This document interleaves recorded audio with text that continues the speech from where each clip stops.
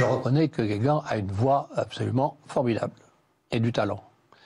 Où je me suis insurgé, c'est quand j'ai vu apparaître sur les murs, pour remplir les zéniths, sur une affiche comme ça... Sur Instagram, vous l'aviez commenté, ça. La voix de Johnny Hallyday avec Jean-Baptiste Guégan.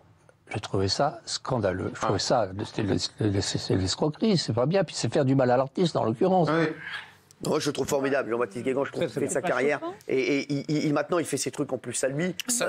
Et je trouve que c'est un peu dur, là, ce que dit... Non, il a raison, mais je ne suis pas d'accord avec lui. Ça ne fait jamais de mal à l'artiste. Il faut savoir, en Europe, il y a à peu près une cinquantaine de sosies de Claude François. Il y en a une quarantaine de Johnny Hallyday. C'est pas un sosie. En Europe, il faut savoir quand il y a des voix, soit on est sosie vocale, soit on peut être sosie physique, c'est une demande du public. Ouais. C'est-à-dire qu'à un moment donné, on a envie de revoir ce rêve, finalement. Et il parle de l'affiche. Jean-Baptiste Guégan a répondu, il a dit qu'il n'avait jamais validé cette affiche Jean-Baptiste Guégan. Est-ce que Johnny, il avait parlé de Guégan? Est-ce qu'il le connaissait? Non, parce qu'au départ, c'était un fan de Johnny Hallyday. Il a grandi avec les chansons de Johnny. Et il n'a jamais fréquenté ce métier avant, finalement, la disparition du chanteur, de l'idole. Mais moi, je vois qu'un phénomène, pardon de comparer, et je trouve qu'en gestion de carrière aussi, il s'en sort, c'est que pour moi, Maître Gims, c'est un peu Johnny Hallyday noir. C'est-à-dire que c'est des phénomènes où tous les Français... Moi, je suis allé voir Maître Gims au Stade de France. Alors je vous interromps parce que la carrière est un peu jeune encore. Gims, c'est une immense star. Je l'ai vu au Stade de France. C'est divin. Oui, mais quand même. Mais sa carrière est jeune encore. Non, mais je veux dire, dans les phénomènes, c'est des phénomènes de société. Mais après, moi, ce qui me fait rire, pardon, sur Camus, juste, moi, j'adore les artistes qui vieillissent. Parce qu'en fait, Camus, il ne doit plus rien à personne. Et parler avec son cœur, même s'il dit des trucs. Voilà, exactement.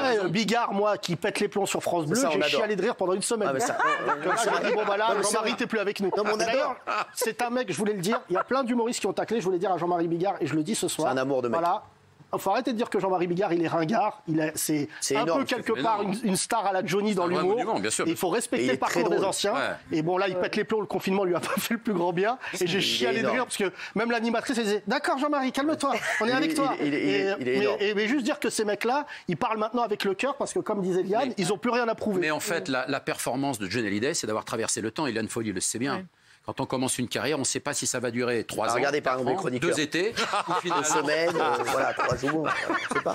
Finalement, 57 ans, enfin, on ne peut pas le savoir au début. Toi-même, tu ne peux pas le savoir. Et moi, c'est déjà foutu, je suis pas dans le livre. Non, mais chacun a le droit de s'exprimer aussi. Évidemment. Il faut comprendre que Jean-Claude Camus a passé toute sa vie avec Johnny Hallyday. Qu'il est complètement... Après, c'est un travail, c'est eux deux qui ont formé tout ça, et que quelque part...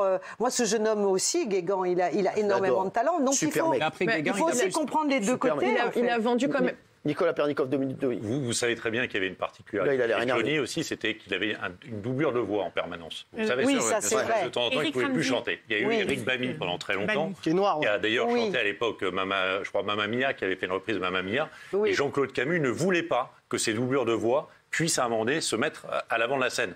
Donc je veux dire, ça a été Johnny et Jean-Claude Camus ont toujours eu ces relations avec ces voix qui étaient un peu similaires à Johnny. Donc c'est normal qu'ils disent ça. Et puis je pense que sans Jean-Claude Camus, il n'y aurait pas eu le Johnny des shows, des spectacles. Pardon, mais il réalisait les rêves, en fait, un énorme de Johnny.